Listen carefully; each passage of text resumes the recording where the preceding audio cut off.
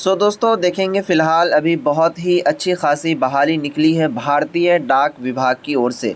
बहुत ही अच्छा खासा है। टोटल इसमें जो पोस्ट की संख्या है वो 1800 पोस्ट है। और सबसे अच्छी बात ये है कि इसमें अगर आप फ़ौक़ानिया पास किए हुए हैं या फिर आप मैट्रिक पास किए हुए हैं तो इसके लिए आप फॉर्म को अप्लाई कर सकते हैं। सबसे कम क्वालिफ़िकेशन पर ये फॉर्म निकली हुई है। ये 2023 में या फिर इससे पहले जो भी बच्चे पास आउट कर चुके हैं उनके लिए बहुत ही अच्छा अपॉर्चुनिटीज़ है फॉर्म भरने का। तो आइए इस वीडियोज़ में हम जानेंगे कि भारतीय डाक विभाग में जो भर्ती निकाली गई है इसमें कौन कौन सी भर्ती है और इसका जो फॉर्म का जो लास्ट डेट है, कब तक फॉर्म भरा जाएगा वो भी बताएंगे और फॉर्म को अपने से कैसे भरना है वो भी हम आपको बताने की कोशिश करेंगे। तो चलिए इस वीडियोज़ की हम शुरुआत करते हैं। इससे पहले मैं आपसे एक छोटा सा गुजारिश करूँगा, इसी तरह की जॉब्स वाली वीडियोस पाने के लिए चैनल को ज़रूर सब्सक्राइब कर लें। डिस्क्रिप्शन में टेलीग्राम का लिंक दिया हुआ है, उसे ज़रूर ज्वाइन कर लें। तो देखेंगे साथियों, यहाँ पर ये लेटर है जो भारतीय डाक विभाग की ओर से आई हुई है। सबसे पहले आप जानने की कोशिश कीजिए यहाँ पर के डेट कब से कब तक इनका फॉर्म भरने का है। तो यहाँ पर आप ध्यान देने की कोशिश कीजिएगा। Start date for receipt offline application अब 10/11 यानी कि 10 नवंबर 2023 से लेकर के last date for receipt of online applications 9/12/2023 तक, last date for making online fee payment 9/12/2023 तक। ठीक है, अब देखेंगे यहाँ पर आपको सबसे पहले डेट का पता चल गया कि इनका लास्ट डेट जो है वो 9 दिसंबर 2023 तक है और एप्लीकेशन जो फॉर्म का स्टार्ट डेट है वो 10/11/2023 से है। ठीक है, यानी कि ये फॉर्म भरना स्टार्ट है, चालू है। उसके बाद अगर फॉर्म भरने में कोई मिसमैच या फिर गलती हो जाती है तो उसका जो सुधार है आप 10/12/2023 से लेकर के 14/12/2023 तक आप इसे क्या कहते हैं सुधार करवा सकते हैं। अब देखेंगे इसमें पोस्ट कितना है, कौन कौन से पोस्ट पर क्या कहते हैं बहाली है।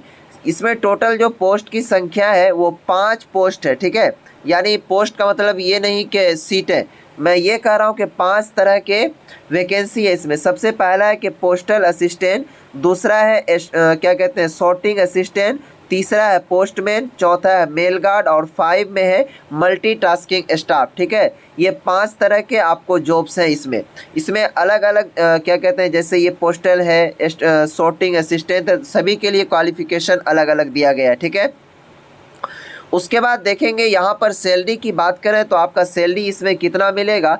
पोस्टल असिस्टेंट के लिए जो यहाँ पर सैलरी दिया गया है लेवल 4 के तहत आपको मिलेगा 25,500 से आगे बढ़ सकता है 81,100 तक। ठीक है, उसी तरह आप देखेंगे सॉर्टिंग कीपिंग असिस्टेंट के लिए 25,000 से लेकर के 81,000। पोस्टमैन के लिए भी यहाँ पर लेवल 3 के तहत पेमेंट मिलेगा 81,700 से 69,100 तक। ठीक है, मेल गार्ड के लिए आपको 21,700 से 69,100।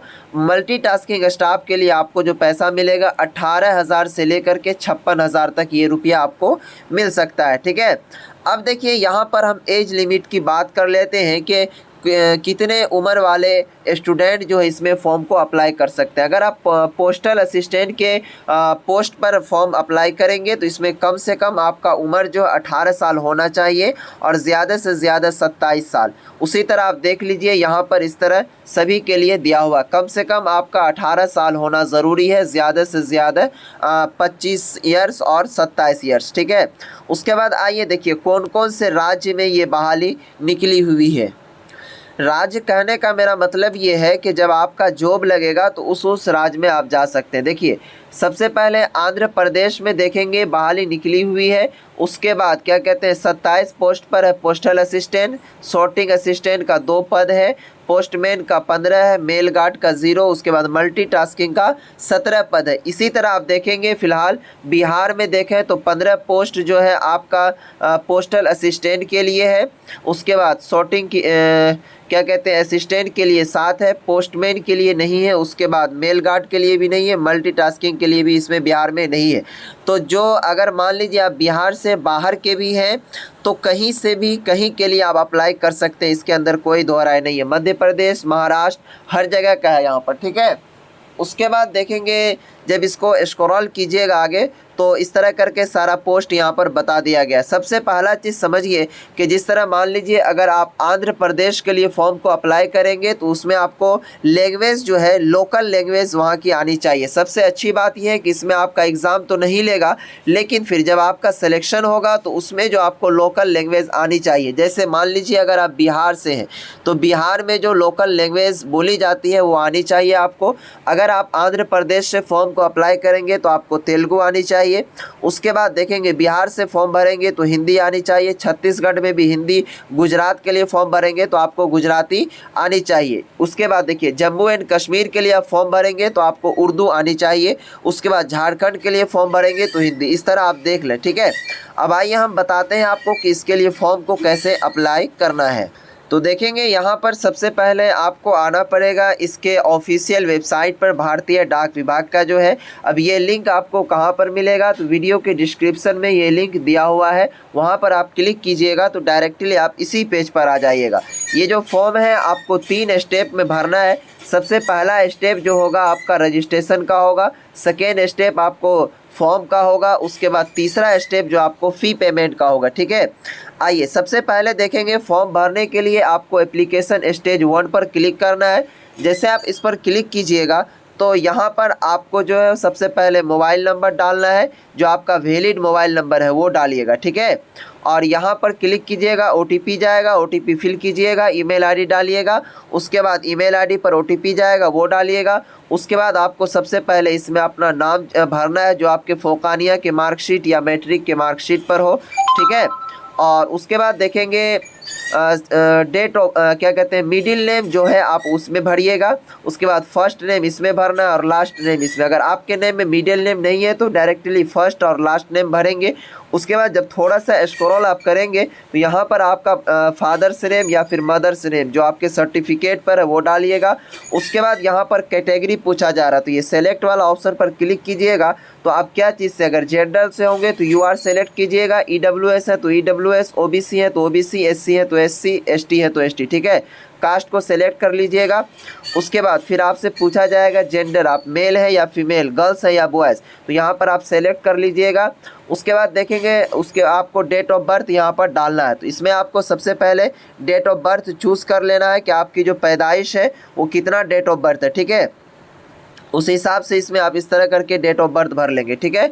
उसके बाद यहाँ पर ये कैप्चा शो कर रहा है, ये कैप्चा को इसमें फिल करना है। फिल करने के बाद ये सबमिट वाला ऑप्शन पर क्लिक कीजिएगा तो आपके पास एक यूज़र आईडी और पासवर्ड सेंड होगा, ठीक है। उसके बाद फिर नेक्स्ट स्टेप में जाना है।